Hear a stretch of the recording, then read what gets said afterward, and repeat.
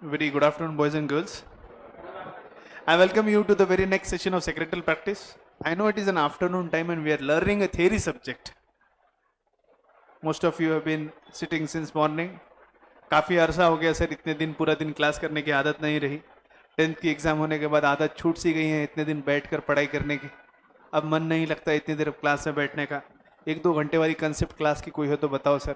2 घंटे में सब चीज़ें पढ़ा दो, कैसे पॉसिबल होगा?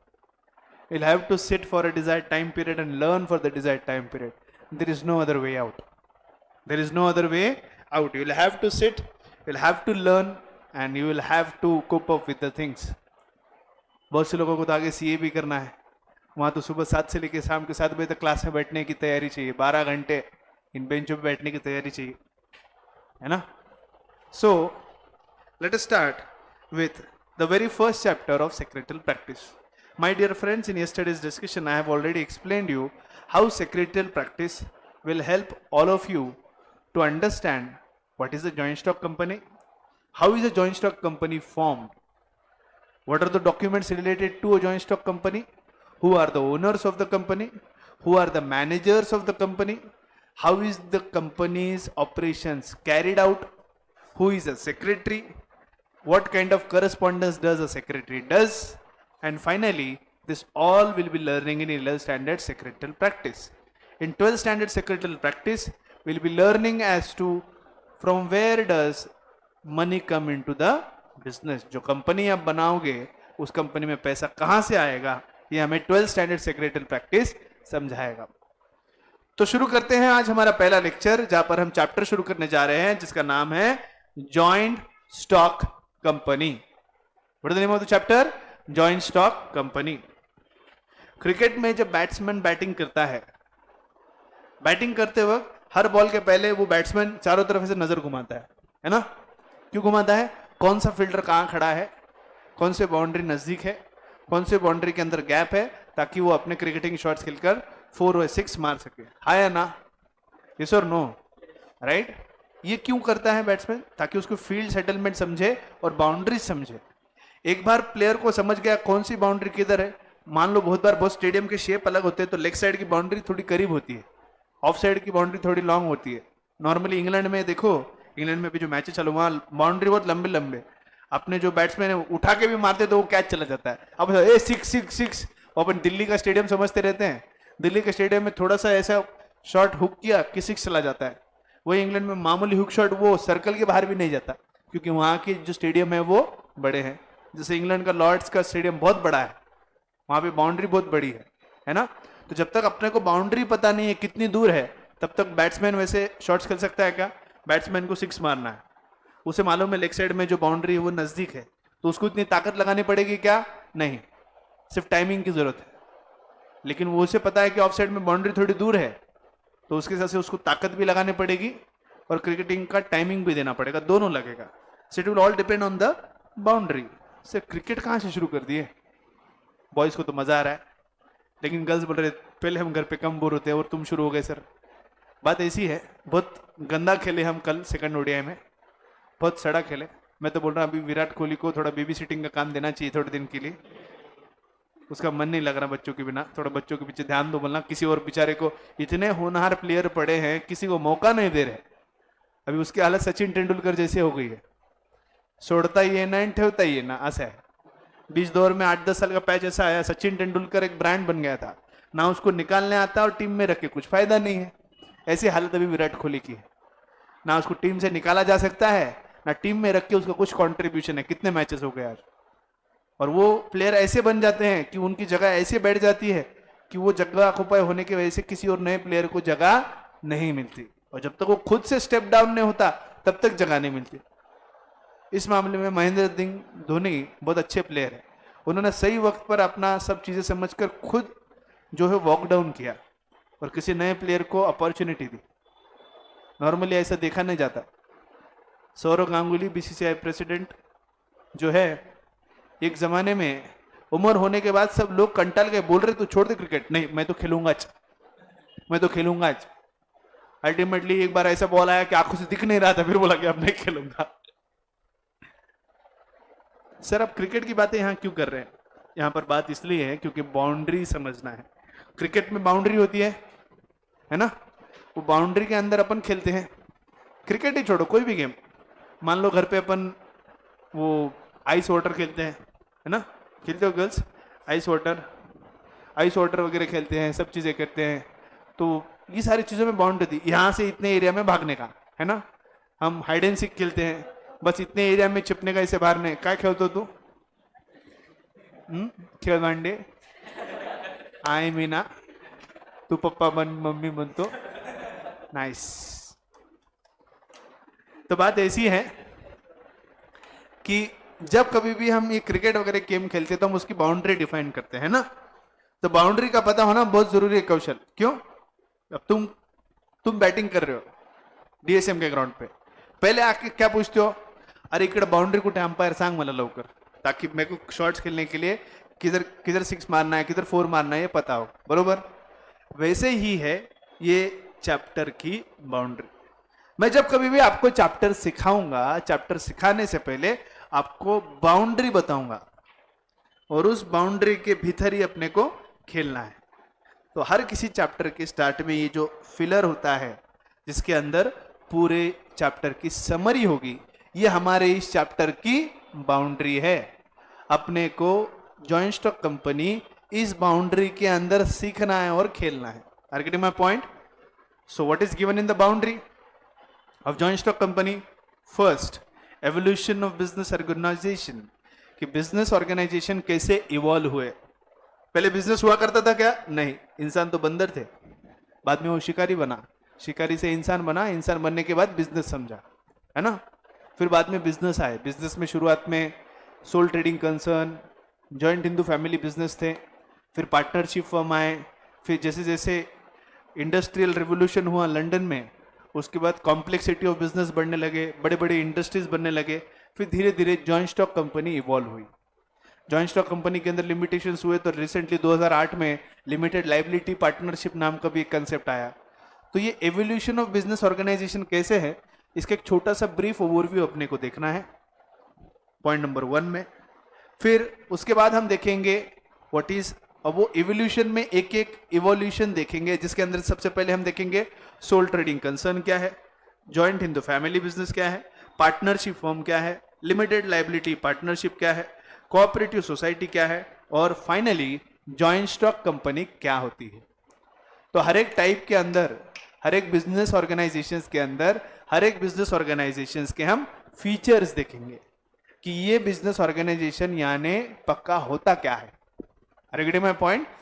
Next, after understanding the evolution of business organization from sole trading concern to joint stock company, next thing we're going to understand is meaning, definition and features of joint stock company.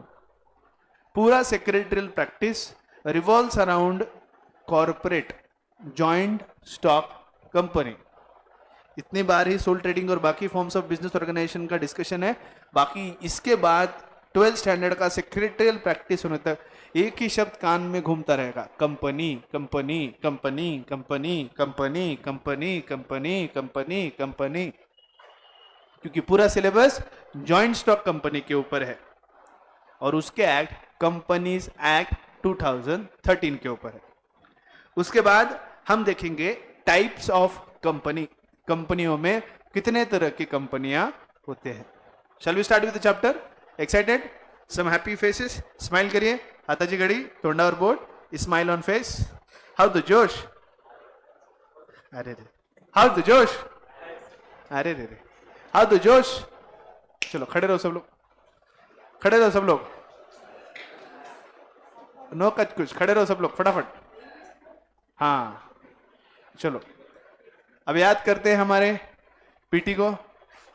ढैन ढैन ढैन ढैन टन ton, चलो मेरे पीछे, 1 2 3 start. ढैन टन ton PT, हाँ 1 2 3 ढैन टन ton ton, हाँ चला PT सामने, ढैन टन टन ढैन टन टन ढैन टन टन ढैन टन टन। वापस ठहर जा, आएंगे आएंगे, उस पर भी आएंगे, वापस वापस, ढैन टन टन ढैन टन टन ढैन टन टन ढैन टन टन, वापस ढैन टन टन ढैन टन टन।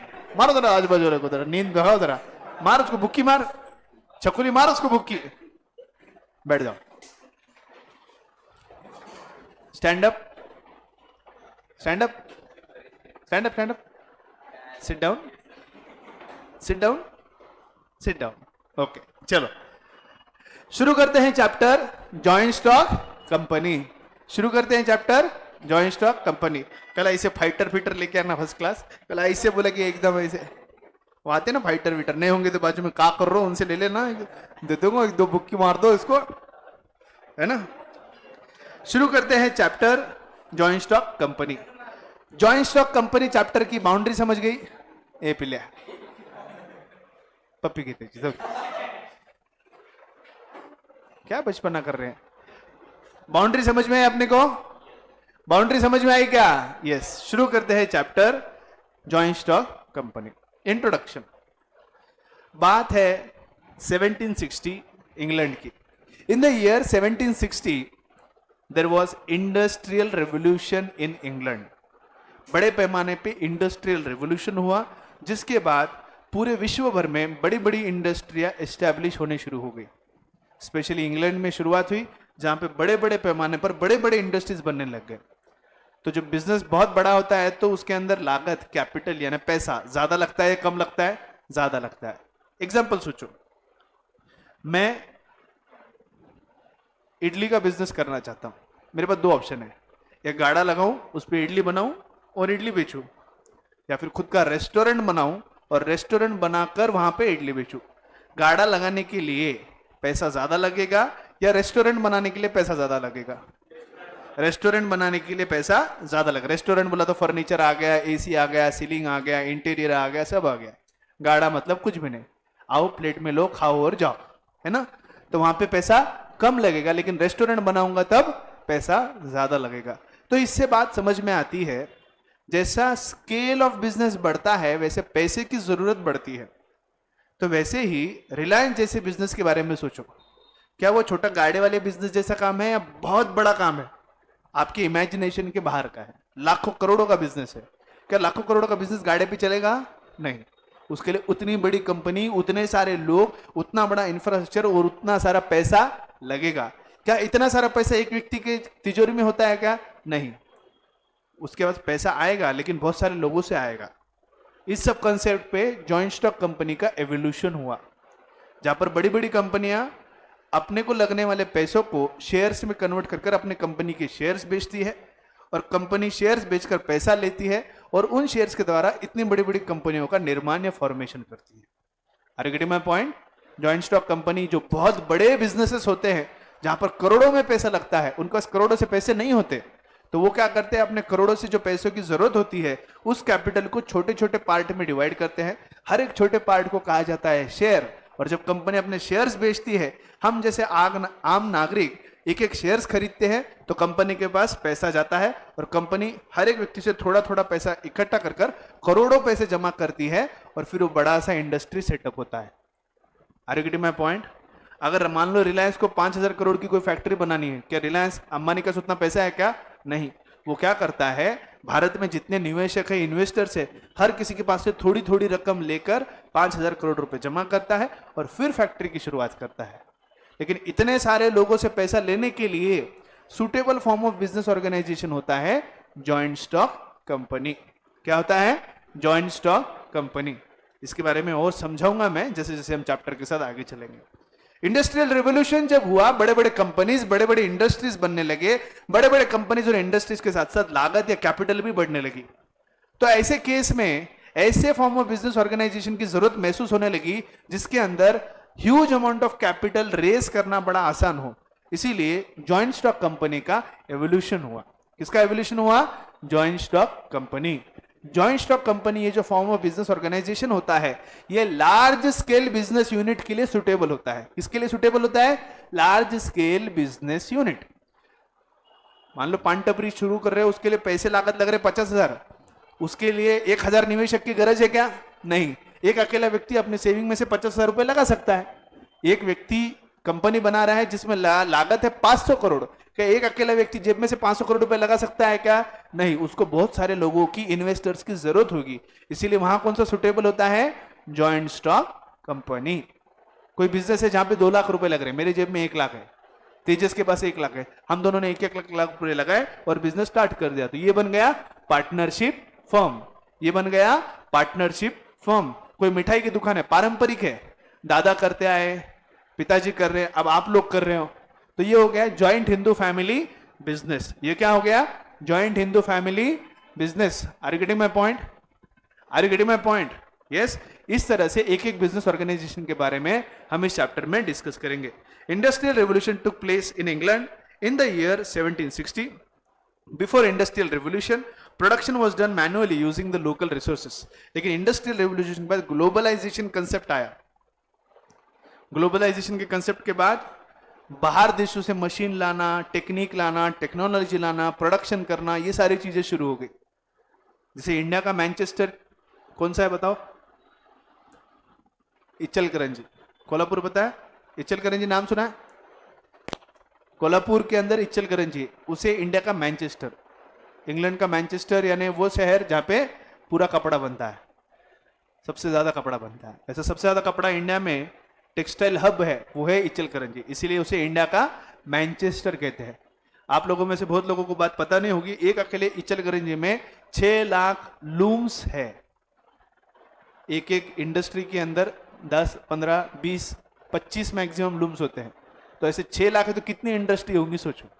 कभी आप इचलकरंजी जाओ तो पता चलेगा, रहने के लिए ऊपर घर है, उसके नीचे हर घर के नीचे नीचे वाले रूम के अंदर भी इंडस्ट्री और काम है, इतना इंडस्ट्रियलाइजेशन है। Because it is a textile hub. It is a textile hub. मुझे ज्यादा इसलिए पता है क्योंकि मेरा समाज जो है, ज्यादातर मेरे समाज के लोग इचलकरंजी में रहते हैं।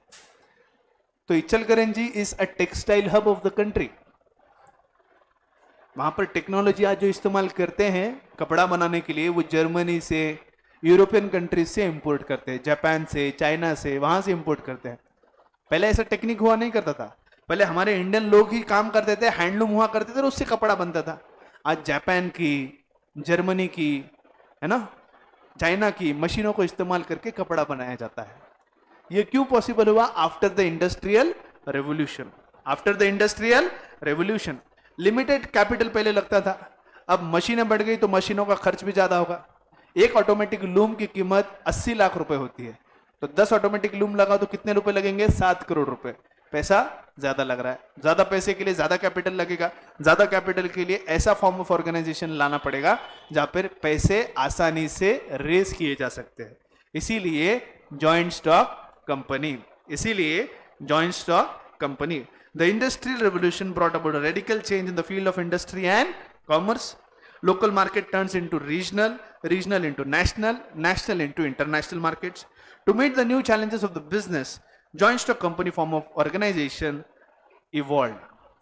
तो ऐसे जो limitations पहले forms of organization में हुआ करते थे, मैं अकेला व्यक्ति हूं, पहले मैं लूम चलाता था, मेरे को 10 लेबर लाना, 10 लोग लेबर का पेमेंट करना और वो 5-10 लाख की मशीन चलाना हैंडलूम वाली, उसमें काम आसान था। अब वो मेरे को 5-10 लाख रुपए वाली लूम की मशीन को, हैंडलूम को हटाकर 10 करोड़ की ऑटोमेटिक मशीन लगाना है। 10 करोड़ रुपए लाऊंगा कहां से? उसके लिए मुझे इन्वेस्टर्स लगेंगे जो मेरे प्रोजेक्ट में इन्वेस्ट करेंगे। तो इसीलिए वहां पे sole trading concern, partnership firm, ये form of business organisation suitable नहीं होते। तो वहां पे कौन सी तरह की कंपनी बनानी पड़ेगी आपको? Joint stock company. तो नॉर्मली जो लार्ज या बड़े प्रोजेक्ट्स होते हैं या बड़े बिजनेसेस होते हैं, ऐसे बड़े बिजनेस के लिए जो बिजनेस ऑर्गेनाइजेशन सुटेबल होता है उसका नाम है जॉइंट स्टॉक कंपनी। जैसे मैं एक एक करके सारी चीजें समझाऊंगा, बाय द पॉइंट जैसे हम एक एक इवोल्यूशन देखेंगे, सोल ट्रेडिंग देखेंगे, पार्टनरशिप देखेंगे, एक एक पॉइंट जैसे हम आगे बढ़ते जाएंगे वैसे वैसे आपको सारी चीजें क्लियर होती जाएगी और जॉइंट स्टॉक कंपनी का इंपॉर्टेंस समझने लगेगा।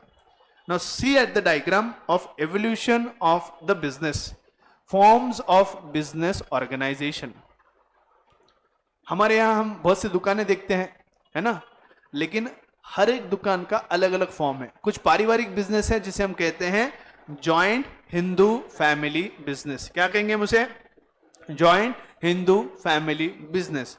कोई 2 लोग मिलकर बिजनेस कर रहे हैं, वो कौन सी बिजनेस हो गया? Partnership firm.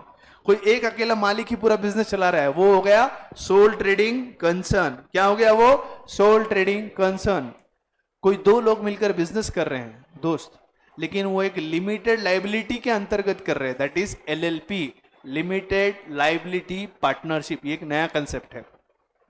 Mahesh urban cooperative bank, Buldhana urban cooperative bank, क्या ये बिजनेस ऑपरेट होते हैं? Yes, these are cooperative banks, but these are not joint stock company, these are not sole trading concern, these are not partnership firm, they are called as cooperative society। क्या बोलते हैं हम इनको? cooperative society।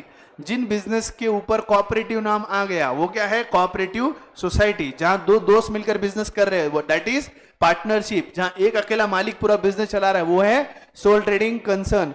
जहां दो लोग मिलकर limited liability के बेसिस पे काम कर रहे हैं दैट इज एलएलपी। और ठीक उसी हिसाब से जहां बहुत सारे शेयर होल्डर मिलकर किसी कंपनी में निवेश कर रहे हैं और वो कंपनी चल रही है उसे हम कहेंगे जॉइंट स्टॉक कंपनी। क्या कहेंगे उसे? Joint stock company. So my dear friends, हम रोजाना एक दिन में एक टाइप समझेंगे। रोजाना अब एक दिन में एक टाइप समझेंगे, धीरे जाएंगे, आराम से जाएंगे। आज पहला टाइप जो अपने को सीखना है that is sole trading concern. एक या दो हो सकते हैं आराम से। कल मेरा लेक्चर नहीं रहेगा तो मंडे को फिर से जब लेक्चर होगा तो दो टाइप, अगले दो टाइप कवर करूंगा। आज अपन पहला टाइप कवर कर लेते हैं। इंट्रोडक्शन कवर किया है, साथ में पहला टाइप कवर करते हैं। The first point to be covered is a sole trading concern. It is a sole trading concern. What do you mean by sole? जो सिंगल है। सब लोग सिंगल है यहाँ क्लास में? सब लोग सिंगल है ना? सब लोग सिंगल है ना? पिल्लू, सब लोग सिंगल है क्या? यस, यहाँ सब लोग सिंगल है। सिंगल ही रहना चाहिए बेटा, जब तक पढ़ाई पूरी नहीं होती। पढ़ाई के बाद भी, जिंदगी के साथ भी, जिंदगी के बाद भी सिंगल ही रहो, है ना? मोदी जी को फॉलो करो, बाल ब्रह्मचारी। Yes, you can do it. Okay, sole trading concern. Sole का मतलब होता है सिंगल। सोल का मतलब होता है सिंगल। ट्रेडिंग मतलब ट्रेड करने वाला, कंसर्न यानी बिजनेस। एक ऐसा बिजनेस जिसे एक अकेला व्यक्ति चलाता है। This is the most common form of business organisation you will find around. Maximum जितने भी दुकानें तुम्हारे आसपास दिखती है, क्या हर जगह पर तुम एक चीज कॉमन दिखती है कि वहां एक ही मालिक होता है जो पूरा बिजनेस चलाता है? हाँ या ना? मान लो आपके घर के पास कोई किराना दुकान है, उसमें एक वो अंकल रहते हैं, वो उसके मालिक रहते हैं, वो पूरा किराना चलाने का काम करते हैं, वो अकेले मालिक रहते हैं। हाँ या ना? उसका कोई मालिक नहीं, वो अकेला जो मामा रहता है, वो अंकल रहते हैं, वही उस किराना दुकान के मालिक है। तो किराना दुकान क्या होगी? एक सोल ट्रेडिंग कंसर्न। ऐसा जो भी बिजनेस जिसको सिर्फ एक व्यक्ति चलाता है, एक ओनर चलाता है, सिंगल ओनर चलाता है, उसे हम कहेंगे सोल ट्रेडिंग कंसर्न। आप में से कितने लोगों के घर पे बिजनेस है? हाथ ऊपर करें। कितने लोगों के पेरेंट्स बिजनेस में है? ओके, आप सभी के पेरेंट्स का जो भी बिजनेस है, क्या उसमें अकेले आपके पिताजी अकेले सिंगल ओनर है? हाँ, परिवार के अंकल चाचा वगैरह नहीं बोल रहा, अकेले पिताजी, चाचा वीचा कोई नहीं चाहिए साथ में, सिंगल सोलो पिताजी, बाकी और कोई नहीं चाहिए साथ में। ठीक है, अकेले पिताजी आपका बिजनेस चलाते हैं, तो that is an example of sole trading concern. Sole trading concern को और एक नाम है प्रोप्राइटरशिप कंसर्न। क्या बोलते हैं उसको अपन? Proprietorship concern. तो कभी स्टैम्प देखना, जैसे तुम्हारे दुकान का नाम क्या है? राठी ट्रेडिंग कंपनी का जब स्टैंप होगा तो नीचे नाम आता है प्रोप्राइटर और उसके ऊपर साइन आपके पिताजी का होता है। प्रोप्राइटर मतलब sole trading concern. Please pay attention, ध्यान दो दुबेवार। जब कभी भी कोई बिजनेस कोई एक व्यक्ति चलाता है, एक मालिक चलाता है, तो उसे हम कहते हैं sole trading concern, my dear friends. और वो एक अकेला व्यक्ति जो मालिक होता है उसे हम कहते हैं सोल ट्रेडर। तो इनके पिताजी क्या हुए? Sole trader. इनके पिताजी का बिजनेस क्या हुआ? Sole trading concern. Are you getting my point? अकेला मालिक सोल ट्रेडर, अकेले मालिक का बिजनेस सोल ट्रेडिंग कंसर्न। अब बात समझने की कोशिश करो। राठी ट्रेडिंग कंपनी में जो नफा नुकसान होगा उसके जिम्मेदार कौन होंगे? इसके पिताजी। कुछ फायदा हुआ तो मुझे मिलेगा क्या? नहीं। कुछ नुकसान हुआ तो मैं पैसे दूंगा क्या? नहीं। कुछ फायदा हुआ तो इनके पिताजी रखेंगे, कुछ नुकसान हुआ उसकी भरपाई भी इनके पिताजी ही करेंगे। यानी जो भी प्रॉफिट या लॉस है वो सिर्फ वो सिंगल ओनर का होता है। सारा मुनाफा वो रखेगा, सारा नुकसान भी वही बेयर करेगा, है ना। अगर मुनाफा हुआ तो वो रखेगा, नुकसान हुआ तो वही बेयर करेगा। अब इनके पिताजी का बिजनेस है, इनके पिताजी के बिजनेस में नुकसान हो गया, मैं पैसे भरूंगा क्या उनके नुकसान के, या वो खुद भरेंगे? वो खुद भरेंगे। प्रॉफिट हुआ मुझे देंगे क्या? नहीं, वो खुद रखेंगे। एक ऐसा सिंगल व्यक्ति जो पूरा बिजनेस ओन करता है, मैनेज करता है, बिजनेस के सारे रिस्क रखता है, बिजनेस का सारा प्रॉफिट रखता है, बिजनेस के सारे लॉस को बियर करता है, ऐसे व्यक्ति को हम सोल ट्रेडर कहते हैं। और सोल ट्रेडर जिस बिजनेस को चलाता है, सोल सिंगल पर्सन जिस बिजनेस को चलाता है, उसे कहते हैं सोल ट्रेडिंग कंसर्न। आपके पिताजी सीमेंट का बिजनेस करते हैं, साथ में काका वगैरह कोई है क्या? अकेले पिताजी है, तो इनके पिताजी का बिजनेस भी क्या है? Sole trading concern. कल को अभी बरसात में सीमेंट भीग गया, नुकसान हो गया, 2 लाख रुपए का माल खराब हो गया, तो ये नुकसान का बोझा कौन सहन करेगा? कंपनी वाले सहन करेंगे क्या? नहीं, ये नुकसान किसका होगा? उनके पिताजी का होगा, क्योंकि ये क्या है? Sole trading concern. तो जब कभी भी कोई सोल ट्रेडिंग कंसर्न होता है तो उसमें एक सिंगल मालिक होता है जिसका नाम होता है सोल ट्रेडर, और वो सोल ट्रेडर अकेला जिम्मेदार होता है कंपनी के प्रॉफिट या नुकसान के लिए, और वो अकेला व्यक्ति ही कंपनी का मालिक होता है। Are you getting my point? Are you getting my point? थोड़ा पहले इंट्रोडक्शन पढ़ते हैं। A sole trading concern, a sole trading concern is a form of business organization. It is owned, managed and controlled by one person. किसी भी business में 3 function important होते हैं: ownership, management and control. Ownership, management, control. Ownership, management, control.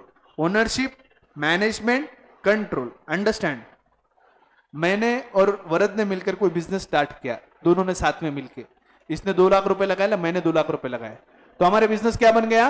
Partnership firm. फर्क समझो। राठी के पिताजी के बिजनेस में उनके पिताजी अकेले मालिक है, हम दोनों के बिजनेस में अकेला वरद मालिक है क्या? अकेला मैं मालिक हूं क्या? या हम दोनों जॉइंट मालिक है? We both are joint owners. We both are joint owners, more than one owner. So it is a partnership firm. It is not a sole trading concern. तो दोनों के बीच में बाइफरकेट करना है तो समझने के लिए आसानी होगी। किसी ने तुमको बता दिया differentiate between partnership firm and a sole trading concern, सिर्फ एक ही चीज देखना है, बिजनेस में कितने मालिक है। बिजनेस में अगर एक मालिक है तो वो क्या हो गया? Sole trading concern. मैं मेरे खुद के साथ पार्टनरशिप करता हूं, इज इट पॉसिबल? गोविंदा बोलता है ना, do you want a partner, oh partner, do you want a partner, love में से उसका पार्टनर कौन है? सलमान खान। तो वो पार्टनरशिप हो गई, तो वो क्या हो गई? पार्टनरशिप हो गई, है ना। लेकिन क्या मैं खुद मुझसे पार्टनरशिप करता हूं कि मैं खुद मेरे साथ पार्टनरशिप का ये बिजनेस कैरी आउट करूंगा? Does it make a sense? No. That means for partnership firm there would be 2 people required. 2 व्यक्ति या 2 से ज्यादा व्यक्तियों की जरूरत होगी। तो आपको किसी ने बोल दिया, पापा ने कहा कि बताओ ये सोल ट्रेडिंग कंसर्न है, पार्टनरशिप है, उसके लिए आपको क्या करना पड़ेगा? सिर्फ इतना चेक करना है कि बिजनेस में मालिक कितने हैं। अगर एक ही मालिक है तो वो क्या हो गया? Sole trading concern. एक से ज्यादा मालिक हो गए तो वो क्या हो गया? Partnership firm. Are you getting my point? लेकिन उसमें भी ट्विस्ट है, एक से ज्यादा मालिक है लेकिन सारे सगे भाई है, तो पार्टनरशिप फर्म नहीं है, वो ज्वाइंट हिंदू फैमिली बिजनेस है। वो क्या है? Joint Hindu family business. समझ में आ रहा है? बहुत इंटरेस्टिंग कंसेप्ट है बिजनेस को लेकर, लेकिन थोड़ा ध्यान दो। A sole trading concern is a form of a business organisation. It is owned, managed and controlled. किसी भी बिजनेस चलाने के लिए 3 फंक्शन करने पड़ते हैं। एक उसका ओनरशिप, एक उसका मैनेजमेंट यानी डेली कामकाज। राठी ट्रेडिंग कंपनी का पूरा काम कौन देखता है? अकेले तुम्हारे पापा देखते हैं कि कोई और देखता है? तुम्हारे पापा देखते हैं। वही मालिक है, वही मैनेजमेंट करता है। ही is the owner, he is the manager and he is the controller. किसको काम पे रखना है, किससे काम से निकालना है, किस व्यक्ति से क्या काम करवाना है, किस व्यक्ति को किस काम के लिए भेजना है, ये सारे इंस्ट्रक्शन कौन देता है? इनके पापा। दुकान कब खोलनी है, कब बंद करनी है, कौन सा माल लोड करना है, कौन सा अनलोड करना है, सारा बिजनेस किसके इंस्ट्रक्शंस पे चलता है?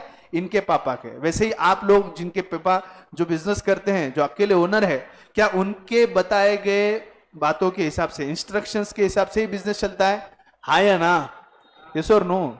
सो he is the owner, he is the manager and he is the controller.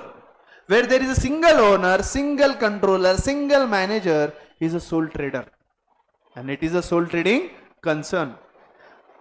A person who conducts the business is called as sole trader. When one person indulges into business, he is the single owner, manager, controller of the business, is called as sole trader. A sole trader carrying out any business is called as sole trading concern. क्या कहेंगे हम ऐसे business को? Sole trading concern. क्या कहेंगे हम इसे? Sole trading concern. अब सोल ट्रेडिंग कंसर्न के कुछ फीचर्स हैं. There are certain features of sole trading concern. Once we complete the features, then I'll stop for today. You'll have to be little patient. Sole trading concern समझ में आया क्या होता है? एक ऐसा बिजनेस जहां पे सिंगल, आप परवनी में कहीं भी घूमो, कितने कैफे घूमो, कहीं भी घूमो, मैक्सिमम जगह पे यही देखते हो कि एक मालिक होता है, वो काउंटर पे बैठा रहता है और वो सारा बिजनेस चला रहा होता है, बरोबर? तो ये सारे बिजनेस क्या हो गए? Sole trading concern. ये सारे बिजनेस क्या हो गए? Sole trading concern. हाँ या ना? स्टैंड अप, स्टैंड अप, फटाफट खड़े रहो. Stand up fast, sit down. हाँ boys, stand up, sit down, stand up, sit down, जल्दी जल्दी स्टैंड अप, सिट डाउन. चलो ठीक है. फीचर्स, अगला पॉइंट क्या है? Features of sole trading concern. Now what do you mean by feature? Characteristics. क्या खासियत है पिल्लू की, है ना? कैरेक्टरिस्टिक्स, ब्राउन मुंडे, कुड़ी मेनू कैंडी ब्राउन मुंडे, है ना? सिंड्रेला ब्राउन मुंडे, ऑल मैशअप मिक्स. ये कैरेक्टरिस्टिक्स है पिल्लू की. ब्राउन मुंडे, ब्लू आईज, हिप्नोटाइज, ब्राउन मुंडे, है ना? सो दीज आर कैरेक्टरिस्टिक्स और फीचर्स. नीली नीली आंखें, लंबे लंबे बाल. 10 मिनट. नीली नीली आंखें, लंबे लंबे बाल, है ना? गोल गोल गाल, है ना? चपटा सा नाक, चाइनीज जैसे आंखें. फीचर्स और कैरेक्टरिस्टिक्स. ठीक उसी हिसाब से इस सोल ट्रेडिंग कंसर्न के कुछ फीचर्स या कैरेक्टरिस्टिक्स है. ओके, जैसे फीचर्स और कैरेक्टरिस्टिक्स पता है, किसी की एकदम चाइनीज जैसे आंखें हैं, लंबे लंबे बाल है, नीली नीली आंखें हैं, दिल डूबा, नीली आंखों में दिल डूबा. तो ये सारे हो गए फीचर्स. वैसे ही हर एक फॉर्म ऑफ बिजनेस ऑर्गेनाइजेशन के अपने फीचर्स होते हैं. एक सोल ट्रेडिंग कंसर्न क्या होता है, उसके क्या फीचर्स है? पहला point, there is no separate legal law or act governing the sole trading concern, but it has to follow all the law of the land. Now please pay attention. दिमाग की खिड़कियां खोलो और ध्यान से सुनो. इंडिया में जितने भी पार्टनरशिप बिजनेस होते हैं वो पार्टनरशिप एक्ट 1932 के मुताबिक चलते हैं. इंडिया में जितने भी ये कोऑपरेटिव बैंक है ये कोऑपरेटिव सोसाइटी एक्ट के मुताबिक चलते हैं. पूरे इंडिया में जितने भी जॉइंट स्टॉक कंपनियां होती है they are run as per the companies act 2013. जितने भी एलएलपी बिजनेस होंगे they are run as per the LLP act 2008. LLP चलता है एलएलपी एक्ट 2008, कंपनी चलता है कंपनीज एक्ट 2013, पार्टनरशिप चलता है पार्टनरशिप एक्ट 1932 से, और कोऑपरेटिव चलते हैं cooperative society act 1960 Maharashtra state.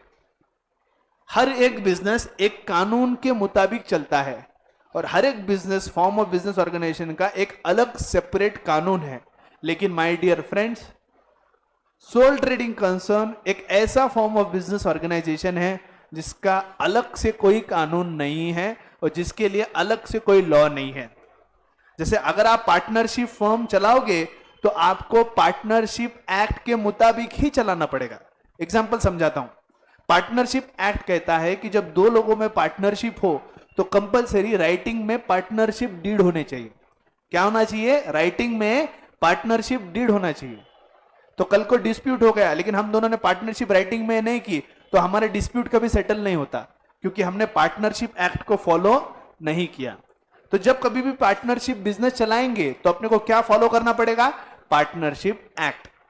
जब हम कंपनी बनाएंगे, जैसे मैंने कहा Rathi and Agarwal private limited, उनको कंपनीज एक्ट 2013 को फॉलो करना पड़ेगा. अगर वो फॉलो नहीं करते तो उनका बिजनेस सरकार बंद कर सकती है. तो ऐसा सोल ट्रेडिंग कंसर्न के लिए कोई लॉ नहीं है. कैसा कोई भी कानून नहीं है, there is no separate law. यानी सोल ट्रेडिंग कंसर्न मन आए जैसे काम कर सकता है, जैसे चाहे वैसे काम कर सकता है, उसके ऊपर कोई भी कानून नहीं है। इसका मतलब आपने को जो मर्जी कर सकते क्या, बंदूक बेच सकते क्या, ड्रग्स बेच सकते क्या, उड़ता पंजाब नॉट अलाउड। भले ही स्पेसिफिक कानून कोई नहीं है, जनरल जो लॉ है वो सोल ट्रेडिंग कंसर्न को एप्लीकेबल है। लेकिन बाकी बिजनेस को जनरल लॉ तो एप्लीकेबल है, साथ में बाकी बिजनेस ऑर्गेनाइजेशन के लिए स्पेशल लॉ भी है। जैसे बाकी जनरल लॉ के साथ पार्टनरशिप फर्म को पार्टनरशिप एक्ट भी एप्लीकेबल है, वैसे सोल ट्रेडिंग कंसर्न को जनरल लॉ है, लेकिन एडिशनल में कोई सेपरेट एक्ट नहीं है। पॉइंट नंबर 1 समझ में आया? पॉइंट नंबर 1 समझ में आया that there is no separate legal law governing a sole trading concern कि जिसके मुताबिक बनाना पड़े। जैसे अपन चैप्टर नंबर 3 पढ़ेंगे, चैप्टर नंबर 3 में कंपनीज एक्ट के अंदर दिया गया है कि कंपनी बनाने के लिए क्या प्रोसीजर है, वो फॉलो करोगे तो ही कंपनी बनेगी, क्योंकि वो एक्ट में दिया गया है जो कंपनी को एप्लीकेबल है। सोल ट्रेडिंग के लिए ऐसा कोई कंसर्न का कोई कानून ही नहीं है, तो सोल ट्रेडिंग कंसर्न बनाने के लिए कोई डॉक्यूमेंट निकालने की जरूरत ही नहीं है, सीधा दुकान खोलो, सत्यनारायण की पूजा करो, बिजनेस चालू। कपड़े की दुकान ओपन की, सोल ट्रेडिंग कंसर्न मैं मालिक हूं, सत्यनारायण की पूजा करी, सबको चाय पिलाए, बिजनेस चालू। राठी एंड अग्रवाल सत्यनारायण की पूजा की, कंपनी चालू, नाम लगा दिया Rathi and Agarwal private limited.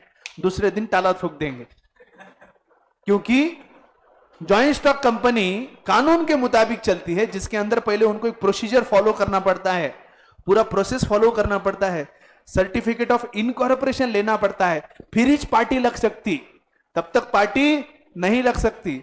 Soul trading concern के लिए कोई कानून नहीं है, सत्यनारायण की पूजा करो, बिजनेस चालू। लेकिन पार्टनरशिप फॉर्म ऐसे चालू नहीं होती, उसके लिए पार्टनरशिप डीड बनाना पड़ता है, उसका रजिस्ट्रेशन करना पड़ता है, फिर बिजनेस चालू हो सकता है। जॉइंट स्टॉक कंपनी के लिए पूरा प्रोसीजर फॉलो करना पड़ेगा, सर्टिफिकेट ऑफ इनकॉर्पोरेशन लेना पड़ेगा, फिर राठी एंड अग्रवाल प्राइवेट नाम लगेगा, फिर सत्यनारायण की पूजा होगी, फिर सारी चीजें होगी, क्योंकि उसके लिए सेपरेट कानून है। सोल ट्रेडिंग कंसर्न के लिए कोई भी सेपरेट कानून नहीं है। सत्यनारायण की पूजा करा, पेड़े खाऊ गला, बिजनेस शुरू करा। क्यों? Because there is no separate act. Are you getting my point? Point number 1 सबको समझ में आया अच्छी तरह से? Point number 2, sole trading concern has only one owner, single मालिक है, इसीलिए सोल ट्रेडिंग है। 2 होते तो पार्टनरशिप फर्म या जॉइंट हिंदू फैमिली बिजनेस हो सकता था। एक मालिक यानी सोल ट्रेडर, नाम है ना सोल, सोल मतलब single. Third point, capital contributed bye soul trader is very small. अब बिजनेस में पैसा भी कम लगता है, अकेला मालिक है, किराना दुकान, जेरोक्स की दुकान, कपड़े की दुकान, जूते चप्पल की दुकान, 5-10 लाख के कैपिटल में बिजनेस स्टार्ट होता है। 5,000 करोड़ की लागत लगती है क्या चप्पल की दुकान ओपन करने में? नहीं। तो capital requirement is small and a single owner can contribute the capital. But obvious मालिक कौन है? Soul trader. तो बिजनेस में कैपिटल या पैसा लगेगा, वो कंट्रीब्यूट कौन करेगा? Soul trader. Rathi trading company, इसके मालिक कौन है? इनके पिताजी। तो बिजनेस में जो पैसा लगेगा, जो कैपिटल लगेगा, वो पैसा कौन लगाएगा? मेरे पिताजी? नहीं, राघव के पिताजी लगाएंगे, because he is the owner. जो ओनर है वो ओनर ही पैसा लगाएगा। अभी okay? Capital is small and that is contributed by the sole trader. मैंने बिजनेस में जितना भी पैसा लगेगा वो सारा कौन देगा? Sole trader. Point number 4, there is no division of profit or loss as there is a single owner.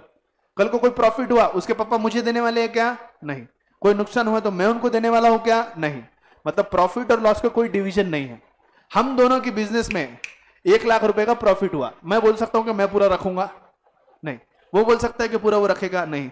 हम दोनों ने पार्टनरशिप आधी आधी की थी, तो इसके पास कितने जाएंगे? 50,000। मेरे पास कितने आएंगे? 50,000। यानी पार्टनरशिप फर्म में there is division of profits amongst the partner. But sole trading concern में एक ही ओनर है, तो डिवीजन का कोई सवाल पैदा होता क्या? नहीं। नुकसान भी मेरा और फायदा भी मेरा, अगर सोल ट्रेडिंग कंसर्न है तो। Are you getting my point? Next, all the decisions of the business are taken by the sole trader. Who is the controller? इनके पिताजी। इनके दुकान पे किसी व्यक्ति को काम पे रखना है, मैं बोल रहा हूं जा तू काम कर, चलेगा क्या? मैं कोई होता ही नहीं बिजनेस का कोई। कंट्रोलर कौन है? इनके पिताजी, सोल ट्रेडर। तो soul trader is the controller, है ना? तो सारे डिसीजन कौन लेगा? sole trader. Are you getting my point?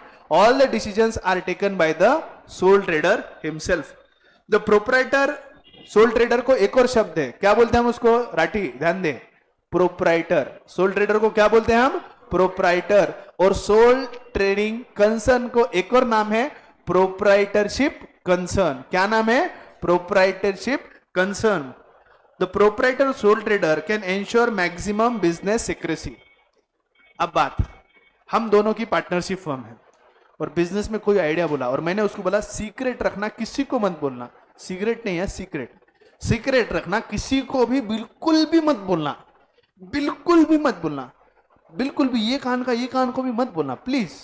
तो बोला ठीक है, लेकिन कितना भी गया तो बेस्ट ऑफ फ्रेंड्स BFF वो राघव है. वो जैसे ही कैंडी मुंडी जो ओला पे वो निकले तो बोला एक काम कर, मेरे कान को कान लगा. बोले हाँ सर ने बोला ये कान का खाली ये कान तक आने देना, किसी को बोलना मत. तो तेरे को कोई सीक्रेट बता दो, ये कान में सुन ले मेरे. तो हमारे बिजनेस में ऐसा प्लान बना है. वो सुन के उसने खुद का बिजनेस चालू कर लिया. कैंडी मुंडे ब्राउन मुंडे, उसने चालू कर लिया खुद का बिजनेस. उसने खुद का बिजनेस स्टार्ट कर लिया. ये क्यों हो गया? क्योंकि जब एक से ज्यादा मालिक हो गए तो सीक्रेसी ऑफ इंफॉर्मेशन मुश्किल है. मेरे बिजनेस की क्या स्ट्रेटेजी है, अगर मैं मेरे कंपटीटर को बताऊंगा तो मेरा बिजनेस प्रॉफिट में चलेगा क्या? इनके पिताजी अकेले अड़द का बिजनेस करते हैं क्या, या मुंडे में 100 लोग करते हैं, लेकिन उनके बावजूद इनके पिताजी सबसे अच्छा प्रॉफिट कमाते. क्यों?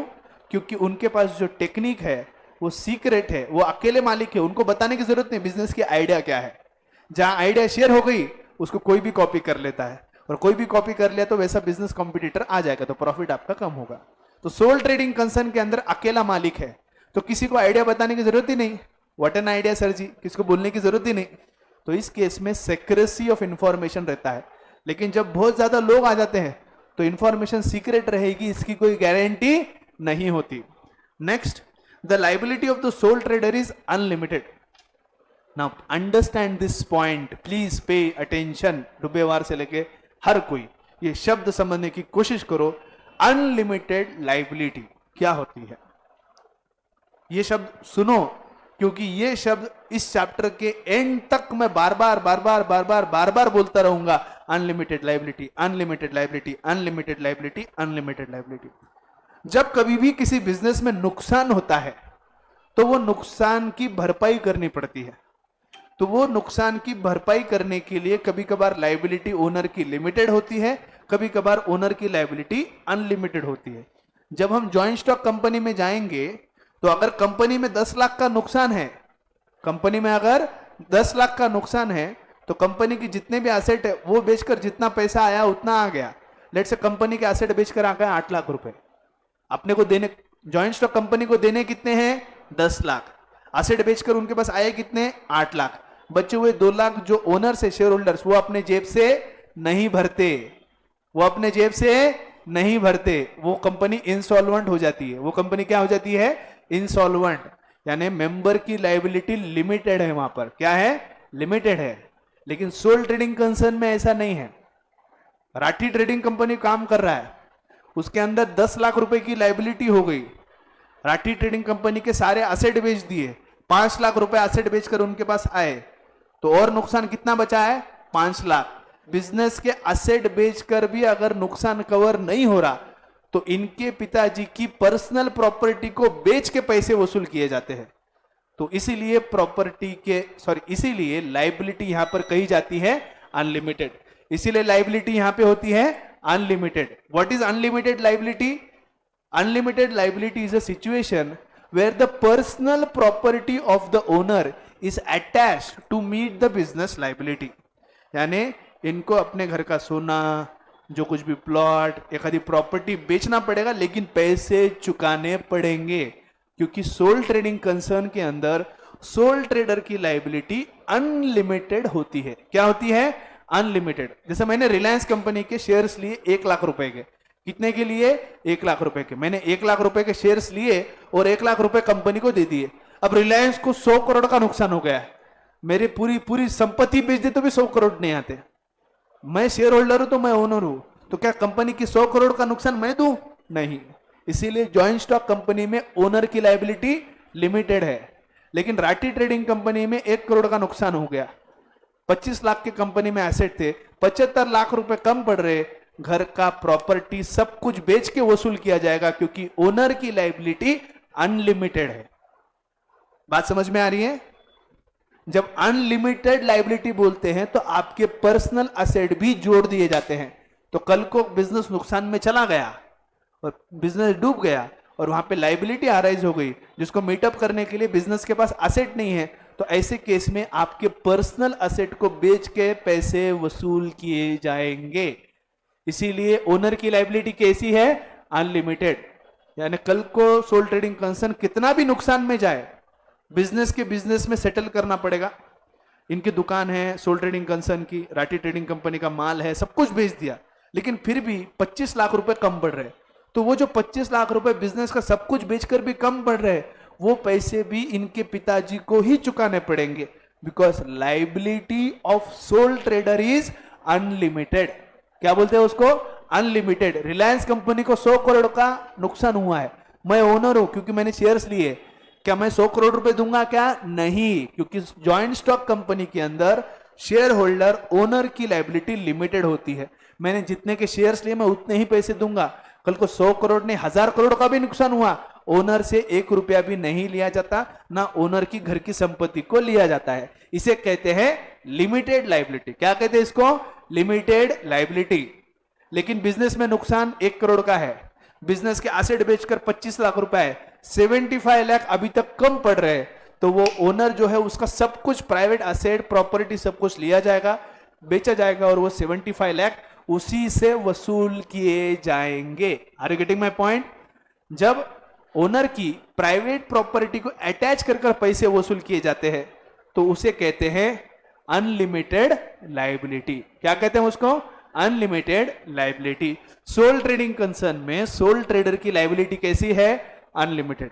आगे जितने फॉर्म्स ऑफ ऑर्गेनाइजेशन समझाऊंगा, बार बार जब ये शब्द सुनोगे तो समझ जाएगा अनलिमिटेड मतलब क्या, राइट? क्या है इसका मतलब, आगे आपको समझ में आएगा। बात समझने की ये कोशिश करो। ओनर कौन है सोल ट्रेडिंग कंसर्न में? Sole trader. तो कल को बिजनेस कितना भी नुकसान में जाता है, उसकी सारी भरपाई करने की जिम्मेदारी किसकी है? सोल ट्रेडर की। चाहे फिर वो बिजनेस में हो या फिर उसकी पर्सनल संपत्ति में से हो। इनके पिताजी बोल सकते ना, ये तो मेरी पर्सनल प्रॉपर्टी है, मैं इसको बेच के दुकान का नुकसान की भरपाई क्यों करूं? करनी पड़ेगी, क्योंकि लायबिलिटी कैसी है सोल ट्रेडर की? अनलिमिटेड। कैसी है लायबिलिटी? अनलिमिटेड।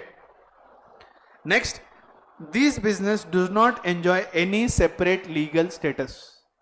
जैसे ज्वाइंट स्टॉक कंपनी एक आर्टिफिशियल पर्सन होता है क्रिएटेड बाय लॉ, वो अपने आप में एक व्यक्ति है, अपने आप में एक व्यक्ति है, यानी कंपनी का एग्जिस्टेंस अलग है और ओनर का एग्जिस्टेंस अलग है। समझने की कोशिश करो। बाबूराव है, वो बाबूराव रेडीमेड क्लोथ स्टोर का मालिक है। सोल ट्रेडर और सोल ट्रेडिंग कंसर्न की आइडेंटिटी एक है। बाबूराव मर गया, सोल ट्रेडिंग कंसर्न बंद हो जाएगी। बाद में कोई बिजनेस चलाने वाला है क्या? जो मालिक था वही मर गया, अब बिजनेस रहेगा क्या? नहीं, बिजनेस का एग्जिस्टेंस वही खत्म हो गया। नाम है कंपनी का रिलायंस इंडस्ट्रीज लिमिटेड। मालिक कौन था इसका शुरुआत में? धीरूभाई अंबानी। मर गए क्या? यस, ओम शांति हो गया। अब कौन है? मुकेश अंबानी। पहले मालिक था धीरूभाई अंबानी। क्या धीरूभाई अंबानी के मौत के बाद रिलायंस कंपनी बंद हो गई क्या? नहीं, मालिक बदल गया। कौन आ गया मालिक? मुकेश अंबानी। कल को उम्र के साथ वो भी जब मर जाएगा तो उसका मालिक कौन हो जाएगा? आकाश अंबानी। उसके मौत के बाद उसका बेटा, मतलब मालिक बदलता रहेगा लेकिन बिजनेस बंद नहीं होगा। सोल ट्रेडिंग कंसर्न में ऐसा नहीं, मालिक बंद दुकान बंद। इसीलिए यहां पे secret legal status sole trading concern का नहीं होता। ये नियम है। या ऐसा क्यों है मत पूछना मेरे को कोई, दिस इज बाय लॉ। कोई मुझे पूछना मत सर वाई सो, यहां पे क्यों नहीं है ऐसा? यहां पर नियम ही वैसा है।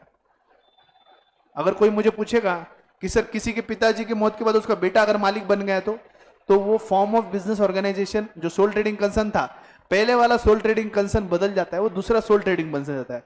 क्योंकि पहले वाले सोल ट्रेडिंग कंसर्न में पिताजी ओनर थे, अब सोल ट्रेडिंग कंसर्न में बेटा ओनर है, तो वो नया बिजनेस हो जाता है, उसको पुराना बिजनेस कंसीडर नहीं करते। भले नाम वो रहेगा लेकिन मालिक बदल गया तो दुकान बदल गई, ऐसा कंसिडर करते हैं। Are you getting my point? Last point, sole trading concern is not suitable for large scale business operation. अब इनके पिताजी ने सोचा है कि कंपनी बनाते 10,000 करोड़ वाली। अकेले व्यक्ति में इतनी कैपेबिलिटी होती है क्या? मुकेश अंबानी में नहीं है, किसी में नहीं है, बहुत सारे इन्वेस्टर्स रखते हैं। इसीलिए ये बिजनेस 5-50 लाख 25 लाख ऐसे छोटे मोटे लागत वाले बिजनेस के लिए ठीक है। 500 करोड़ 1000 करोड़ करोड़ों वाले जो बिजनेस है, क्या वो अकेला व्यक्ति कर सकता है क्या? उसकी बस की बात नहीं है। इसीलिए sole trading concern is suitable for small businesses, readymade shop, जितने मुद्दे दुकानें हैं परभनी के हिसाब से, परभनी के हिसाब से सोल ट्रेडिंग कंसर्न ठीक है। पुणे मुंबई में बड़े बड़े शोरूम्स मॉल्स करने हैं, वहां पे चलेगा क्या? नहीं, वहां पे अकेले व्यक्ति की कैपेसिटी नहीं है इतना सारा पैसा लगाने के लिए। Are you getting my point? सारे फीचर समझ में आए एवरीवन?